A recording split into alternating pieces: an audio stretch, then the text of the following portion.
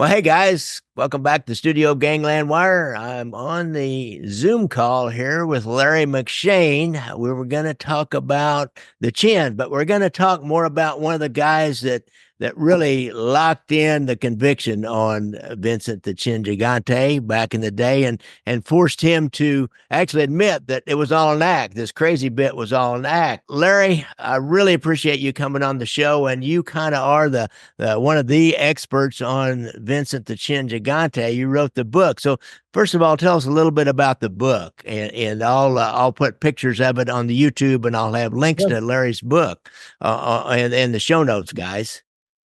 yeah. The name of the book is Chin, The Life and Times of Vincent Gigante, and it sort of traces his ascension from, the son of Italian immigrants who settled in Greenwich Village, to his rise to the top of the Genovese crime family in the early '80s. I think the Genovese were kind of regarded as I think the term they used to use was like the Ivy League of the New York mob. He ran it for a good long time until they finally convicted him in 1997, I believe. Mhm. And one of the reasons, the biggest reason his reign was so long is because he managed to perplex prosecutors by pretending that he had a mental illness. And his lawyers would argue in court that he was not mentally fit to stand trial. And this dragged on for a long time. I mean, there's famous stories. The cops came to arrest him one time, and he was standing naked in the shower holding an umbrella over his head. And he would wander. He lived on Sullivan Street in Greenwich Village. And for years, he never left there, and you could see him. He had a social club right across the street from the apartment that he shared with his mom. And that's where he did his business. Conversations about business were not done inside the club. They were very worried about bugs or surveillance. Mhm. And he and whoever he wanted to speak to would wander up and down Sullivan Street, you know, Gigante in his ratty looking bathrobe and slippers. And again, this he took over in 1981, and it took 16 years before they could finally prosecute him. And this is at a time where Rudy Giuliani was really full bore taking on the five families in New York. Yeah, Rudy, he started off with he really built on the Windows case. We're going to get into that guy's famous Windows case to get to the commission case. But you know what got me interested in this, you guys out there, is I found out that one of the main witnesses against him, Peter Savino, did his time in witness protection here in Kansas City. Like, go figure. I got an email from a retired judge friend of mine that said that a gal he went to college with was talking to one of Savino's daughters about writing a book, and so I started looking into it, and I talked to that lady, and she didn't know much more. She was trying to find the FBI agent who was the control for Peter Savino, Dick Rudolph. And Dick Rudolph, if you're listening to this, we can't find you, and that daughter would really like to talk to you and just have a conversation. She has a lot of, like many mobsters' kids, have a lot of questions about their dad and how a lot of this happened because it was all a big secret. And then I found another guy that did some business with Peter Savino in witness protection here in Kansas City, and it did not end up good. And the guy's still kind of scared about his mafia connections, and so he must have been kind of a bad dude, or at least could come on as a dangerous dude. And that guy won't talk to me either. That's how powerful this mystique of the Genovese and Chin Gigante family is. I mean, it's a really powerful deal. So, Larry, I'd ask Larry to come on here and let's talk about this Peter Savino and where he came from and how he came up to be that close to the chin to get him put away. So, Larry, I looked him up a little bit, and he kind of starts out as looked like a drug smuggler and cigarette smuggler and some things, some lower level crimes as usual. So tell us a little bit about the early beginnings of Peter Savino. Yeah, he was a guy, as I think you mentioned, that was kind of off the radar of both law enforcement and I think like the hierarchy of the Genovese family, where he eventually found a home. You know what I mean? Yeah. And he I mean, he's a guy that wore a wire once the feds brought him in to get evidence, and Gigante had dodged prosecution and conviction for years, and Savino wore a wire and collected conversations, and he was really, at the Gigante trial, they brought in Sammy the Bull, um, and they brought in Little Al Diarco, mob bosses to testify against him. But it was really this capo that nobody knew about who delivered a lot of the most damning evidence against the Chin at trial. So how did he, how did he like get into this Windows case? Or he developed a company called Arista Windows, I believe. And he's more of a white collar criminal, if you will. I mean, he certainly would kill somebody if he needed to, but he was more of a white collar criminal, which the guy here in Kansas City learned. He developed a company, started a company called Arista Windows, I believe was the name of it. Started selling windows to the housing development or the housing public housing in New York City. Can you remember what about how he got into the Windows case? Yeah, he was kind of the architect of the whole scam. This was they set up a bid rigging operation, and there were 13, I believe, mob operated companies who were involved in this conspiracy. What they would do is they would get contracts to install windows in city housing all over the city.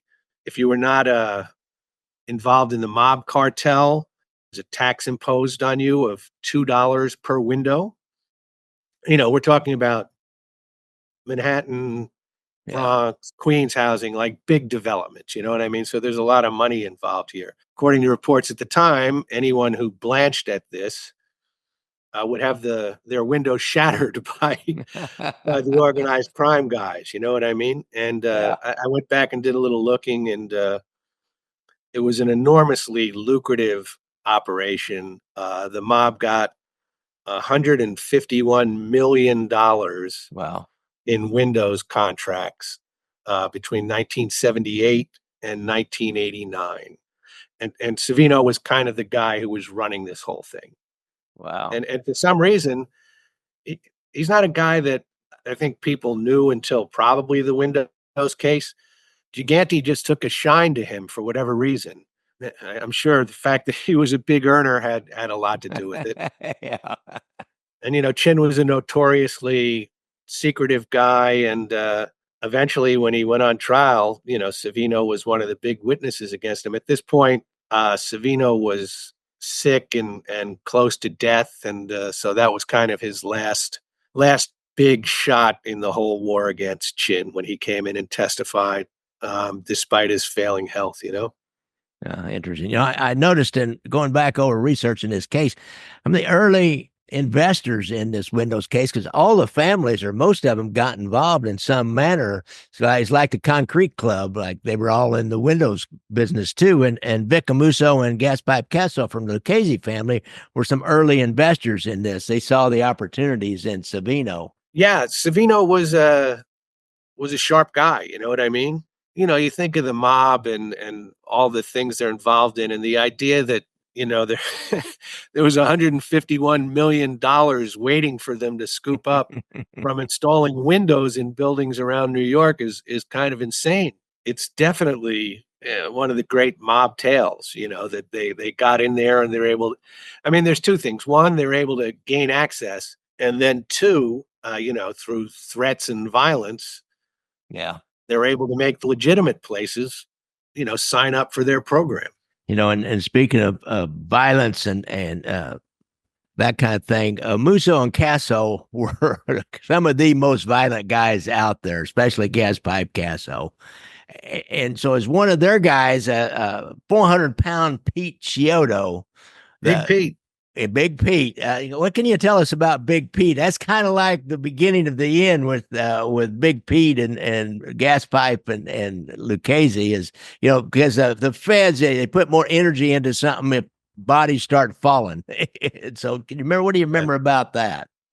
If I remember this correctly, I mean, Big Pete was a guy who flipped after he got riddled with bullets, right? He survived a murder attempt. Yeah, right. And, that was at a time where, I mean, there was a time, and particularly within the Genovese family, where the idea of an informant from the inside would have been unthinkable. You know what I mean? You saw what happened when Giuliani came in, and all of a sudden the RICO Act is a thing. And I think guys who were, well, look, any guy that gets shot at and lives has a real motive to go to work for the federal government. You know what I mean? And I think Exactly. there was a lot of that going on back then. And Savino was a guy. He never got, in the book I wrote about Gigante a few years back. Like, Savino was kind of terrified when he got called in to meet Gigante because he didn't know what to expect. You know what I mean? And Yeah, instead, oh look, money changes everything, right? yeah. So their relationship was forged in the fact that they could make a lot of money off these windows. Really. I remember that Big Pete Chiodo. He's a 400-pound guy. Yeah, And his little Al DiArco really was the one that was given the job to clip Big Pete. And he sent some guys. They caught him at a gas station and filled him full of lead, as we used to say when I was a kid. In the cowboy movies, they filled him full of lead. And, he's a great big guy. They didn't hit any vital organs, so Big Pete survived yeah. He's at got this kind of gas this. station. He's got 400 pounds of armor on him. You know what I mean? Great big 400-pound guy. You got to hit the right. If you don't get him in the head, you Yeah, may just take out a whole bunch of fat, huh? yeah, yeah, yeah. Well, little Al, there's another guy who found the light of the federal government and He became like a did. super devastating witness for them. He did. He did. How did they turn to him? What do you remember about that? I don't really know much about him myself. He was sort of the acting boss of the family, in the absence of gas pipe, and he just started to feel like being the boss of the family is not, it's a dream come true, but it turns into a nightmare, I think, for most of these guys. Yeah. And he became convinced that he was going to be murdered. As the acting boss, he was at a get together with a couple of guys, and he started feeling hinky about the whole thing. He went out, left this meeting, and he contacted the feds, and he emerged as like one of the first big name, for lack of a better term, witnesses. Very devastating because he had a lot of time inside the family. He had become Yeah. the acting boss of the family. He was a guy that could give you a history of the mob back to when his finger was pricked at the induction ceremony. Yeah. And he turned out to be a really, really devastating witness. I'll just tell you a funny story. I was meeting with these guys who used to be federal prosecutors about something, and I mentioned DiArco's name, and the one guy said, "Would you like to talk to him for your story?" I, I was like, "Hell yeah, sure, absolutely." So he calls the number and he puts it on the speakerphone, and the prosecutor's like, "I got this guy here who'd like to talk to you, Al, Larry McShane." And he starts yelling, "That guy wrote some story about me," and it was completely. And the prosecutor took him off, the speakerphone, and so that was the end of that. Al never spoke to me. Well, too bad. That could have been really interesting, but I was looking forward to it. I can tell you that. You know what I mean? I can imagine. It's interesting how some of these mob guys will follow their press and then even actually know the reporter, know him by name, and Right. follow the press. We had it here in Kansas City, and this one guy, Bill Norton, and the boss Nick Sabella knew him by name, and actually Bill lived about 5-6 blocks away from the boss of the family. Who and Bill was Yeah, always. I knew Bill pretty well. He's always a little bit nervous, but I didn't know that Al was following my work. It turns out that really. he wasn't very happy with at least one store. Yeah, and Amuso and Casso, they were on the lam for quite a while, but I guess running the family through Al the Arco. That's exactly right. When those guys get out of New York, I think they went to Pennsylvania. Yeah, Uh, that's when Al was bumped up to run the family. And I think this happens in a lot of these things. It's like, your dream of running the family quickly turns into a nightmare. you know what? What do you remember about this Ironworkers Local 580? It's like that was an integral company in this whole Windows scam, if I remember right. And the mob guys, that's Peter Savino. That's one of his first jobs was in labor or Ironworkers Local 580. So, remember anything about that? I don't, but yeah, you make a good point, which is, Savino's representing the union, and he's representing the corrupt operation that's running the union. You know what I mean? Yeah, yeah. And Uh, I would say that's probably a pattern, right? Somebody gets their foot in the door, and pretty soon they're kicking it down, and they're shattering the windows of people who don't want to participate in their scheme. That's the new world, right? We're running yeah, things and you're not. And in the Genovese family, and these other 13 companies that were affiliated with the mob are all getting a piece of everything. yeah. And Savino was right in the middle of all that. That's for sure. Now he was called in some meetings with the Chin. You mentioned that, and I looking up about this one after this Vincent Papa was killed, and there was a guy who was claiming control over Savino named Salvatore Palmieri, Sally Young, and there was some kind of a sit down with Gigante that Peter Savino went into, and he later would say that he didn't know if he was going to come out of that alive or not. And do you remember anything about that meeting? Well, I mean, I think that uh, Papa Papa was hit because there was some drug money involved. Yeah, there was some kind of Does a that sound drug. right? Yeah, Uh, it does. but yeah, other than that, I don't really know all that much about it. Well, Palmieri was actually demoted. He was a capo at the time. He was actually demoted to soldier at the time, and that's when Savino, they called him in to talk about this, and Gigante took a liking to him, and actually he was transferred then to be part of Gigante's crew, to be close to him. He probably saw the money making ability in him.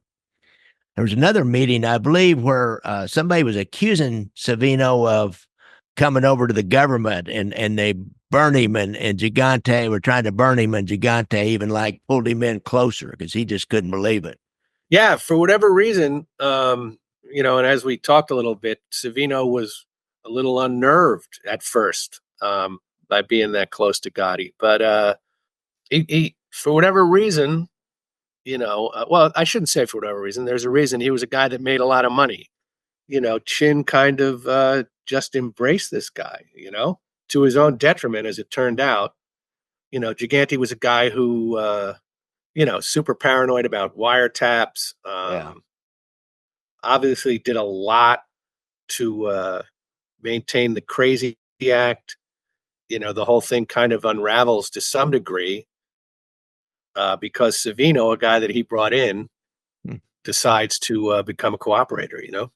At that point in time, it seemed like Fat Tony Salerno was kind of people like Gigante wanted him to be the out front guy. He was like he was the boss, and That's Gigante hundred wasn't. percent. Yeah, that's 100% correct.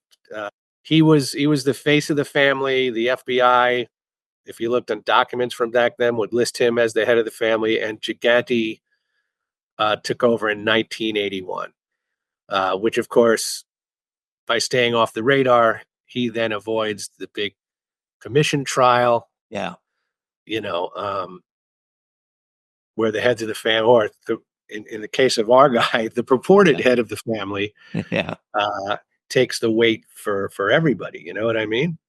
right, in the commission trial. But then the Windows case and everything else with Gigante is because of Savino was, it was percolating along all this time. Savino's wearing a wire on Gigante. It's crazy that how that came down. It is crazy in a lot of ways. I mean, one of them is, as we've discussed a little bit, Gigante was really paranoid about, wiretapping. His social club there on Sullivan Street, was scanned for bugs. Um, the famous thing is no one was allowed to say his name. They would point at Yep. their chin, right? Yeah. And yet he meets Savino, and for whatever reason, like I said, well, I say for whatever reason, he sees that this guy could be a big earner, Yeah. and so he brings him aboard. He must have just Uh, you liked know, him personally too. They must have just clicked personally, then kind of like asides and that kind of thing for him to put this complete trust in this guy. yeah, yeah, and I think at the time too, the family was and Chin was very much an anti-drug deal. They didn't want Yeah. the Genovese family dealing heroin or anything. He gets a guy like Savino. He's in the local union. He's got an in, and he's got this plan, right? You know what I mean? And eventually they bring in three of the other families to join in. The Bonanos, who were a mess at the time, are not asked to join it. And they set up this whole bid rigging thing with a penalty for legit businesses who want to come in. They kind of go from there, right? Yeah. Yeah. I think Gambino's came in. I believe Peter Gotti kind of got if I remember right, Peter Gotti got the nod to kind of represent them. Yeah, that probably sounds about right. You know what I mean? Although I think at one point John Gotti was griping that they weren't getting a good piece of the whole thing. Can you I'm imagine that? I'm looking here at an old clip that I pulled in a conversation in the Ravenite. Gotti says, "I never made a dime." So I'm sure that he might have been exaggerating for effect, but That's interesting. Everybody else, they made $150 million in Windows, and just a 10% of that, even not even all the little asides that yes, you can exactly. make off that would be a ton of money. And Gotti's complained he never got a dime off of it. That's because he turned around and gambled it. A typical gambler. You Oh, get. I talked to a guy as a drug dealer and runner and I said, "Well, what'd you do with all that money?" Because they didn't have any money now. He said, every time I'd bring a load, I'd go to Las Vegas and then it was just gone. So Gotti was doing the same thing. yeah, and of course the Chin, as I said, was really no fan of Gotti. Yeah. He ascends by whacking another boss. And at that point, Gigante was the boss of his family, and not only killing the guy, but in the most public, right, Yeah. Christmas time, Midtown Manhattan. I was working that night when it happened. We got a call from our guy at police headquarters. I was at Associated Press at the time. And he's like, we hear there's been like a shooting outside Spark Steakhouse. So they tell me to run over there. It's like about 5 blocks. As you're getting like closer, you see there's all these giant Klieg lights lighting up the street. It's kind of crazy. And then you get there and there's the two bodies, Castellano Yeah. and driver Tommy Bellotti, and they're just splayed out in the middle of the street. Wow. Yeah, it was kind of crazy. That was the first big organized crime story I covered. And what I understand is what really turned Savino was some of his old crimes he had been involved with really before the Windows case. It wasn't really the Windows case. That was what he had to offer. But I understand that there were some murders he was involved with, this Bobby Ferenga and another guy in some drug and other different kinds of cases where somebody got killed, and they were making a case because they turned this guy named Bobby Ferenga, and he was going to give up Savino on some murders that he was involved with earlier, and then that turned him, and the Chin probably he didn't really know about that this other thing was going on. He testified, kind of an interesting case, kind of the final Peter Savino story, if you will. He's back here in Kansas City, but he Yeah, gets throat cancer or cancer of the tongue, something around his mouth. right. He is so sickly by the time Gigante actually comes to trial that he's going to testify via camera. From Kansas City, although they didn't know, nobody did that at the time except the U.S. Marshals and the It's U.S. it's funny Attorney. you say that. I didn't know that. I mean, what I remember is he's in some undisclosed location. Yeah, He's appearing as like the star witness at this thing. They have a closed circuit set up, right, beaming it into the courtroom. He's in a wheelchair at this point. He can't even walk. This is the testimony, right, from the yeah, guy. Gigante was like dozing off at the defense table, which it raises the question: like, is he really dozing off? Is he pretending to doze off? You know what I mean? To yeah, feign disinterest. But at the end of the day, the Savino testimony, I mean, Gravano at that point and Al Diarco to some degree had almost become like professional witnesses for the yeah, government, right? They had both testified for the first time against John Gotti in '92, and so by the time, and particularly Gravano, came to testify against Chin, the defense lawyers had a plan for him. You know what I yeah, mean? Let's go over the 19 murders and this lie or this scam, and they didn't have anything like that really to use against Savino. You know what I mean? I think he came across as a guy. I mean, he looks terrible on the feed, right? He's very yeah, sick. And I guess the jury wouldn't have known it, but it was fairly clear that he was on his last legs and he wasn't going to be around much longer. And I think his testimony, even more than the star witnesses, was really, really bad for the Chin's defense. yeah. I can imagine. I think you could also testify that he had clear and lucid conversations with the Chin Gigante. He wasn't really crazy. It was all an That, that's act. that's really an excellent point. Yes, he was a guy who was face to face discussing mob business on multiple occasions with the head of the Genovese crime family, and there's not a lot of guys around Yeah, who would be able to tell that. You know what I mean? right. He had the sit down firsthand. He was right Yeah, there. yeah. Yeah, it made him, to your point, I think, a much more devastating witness. It was Sure. all Yeah. part of, the end of Gigante and forcing him to admit that, yeah, this was all an act, which he would finally do in the end. I understand. They had Yeah. another guy. That was a big deal. I went out there for that hearing, and his son pleaded with him. It was just so weird, because he had to stand up, and he didn't give any speech or anything, but he had to stand up and basically acknowledge, that he was lucid Yeah. and that he was pleading guilty to these crimes. And yeah, it was quite a thing. I mean, quite an end to a really incredible story. Yeah. There's another story that I can't remember where I saw this or who reported this, that he was at a meeting with John Gotti, and John Gotti was bragging about how he inducted his son into the Gambino family. Because I got a story about that, Sammy the Bull actually ran that induction ceremony because Gotti thought it looked bad. It didn't look good that he was inducting his own son into the family. And Gigante, his son, he was in business with, but he did not really want his kids to continue on as the mafia or members of the mafia. And so he said, I'm sorry for you, or sorry you did that, Yeah, he something said, to "I'm that sorry to effect. hear that. I'm sorry Yeah. to hear." Yeah, which, but again, in the end, he finally, when he's behind bars and his options are limited, he finally does get the son involved, and the son has to take Yeah. a plea and do some jail time too. So, even the smartest of them at a certain point have a misstep that, you know, Gotti had about 10,000 missteps, but that's a different story. Yeah. Which is why he didn't really last that long as a boss. Yeah. Well, it's amazing. He did stick around for 7 years, right? 85 was the hit, and he went to jail in 92, which is incredible given the amount of tension that was on him. And, Yeah. he beat 3 trials before they Yeah. convicted. Yeah. He was a survivor. That's for sure.